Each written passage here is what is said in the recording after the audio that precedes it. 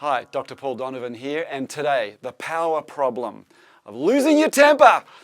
This is a real issue for so many managers. Managers who lose their temper don't know that that lack of self-control at that moment is in fact a use and abuse of power.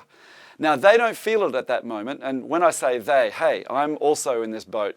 When anyone loses their temper, especially when they're in a position of rank, they often don't feel powerful. They don't feel like they're using power, but in fact, they are using their power. How are they doing this? They're engaging in a behavior of losing their temper that no one else in that room probably has the freedom to do. Did you catch that? You see, if other people in the room, people who are less senior, lose their temper in meetings, they're likely to be taken aside and performance managed, or even fired. Those who don't have the rank in the room don't have the freedom to lose their temper.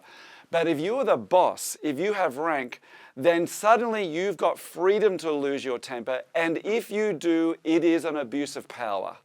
So losing your temper, well, in some cases, it's so obvious when it happens, right? We know it when someone loses their temper.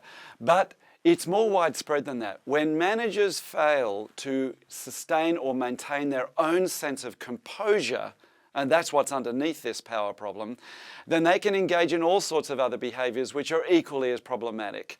They can become more bullying, overly pushing, exposing some members of the team in front of others, doing all sorts of behaviors that actually create a lack of safety in that room.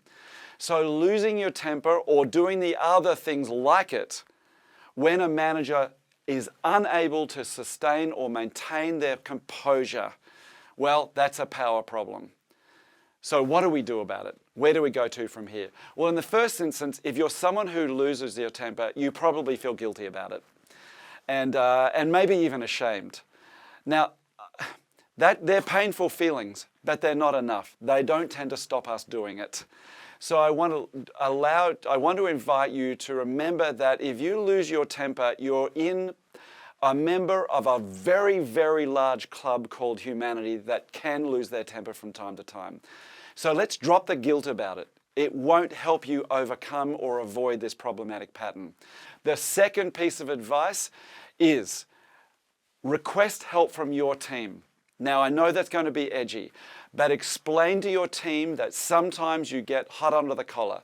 Sometimes you get frustrated or may lose your temper, and explain to your team at a time when you're not losing your temper that you acknowledge you can get into that behavior and ask your team for feedback when they think that's happening. Now, that's pretty critical, isn't it? And the reason why it's so important is because if you're the one losing your temper, you are unaware of yourself at that moment. You barely know it's happening.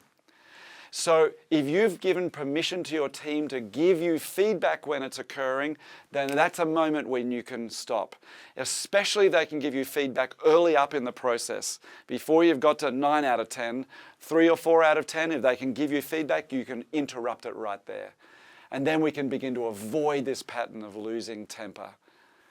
So, this is not easy to overcome. Losing your temper is something that many of us have developed practices in doing over many years. You'll probably need help. I recommend that you get a coach, someone who can come beside you and support you to unhook from this power problem. Thanks, everybody. Be sure to check out our other videos, our other micro workshops on the common power problems that managers experience. Thanks again to Dr. Julie Diamond for her work from which we've adapted these pieces.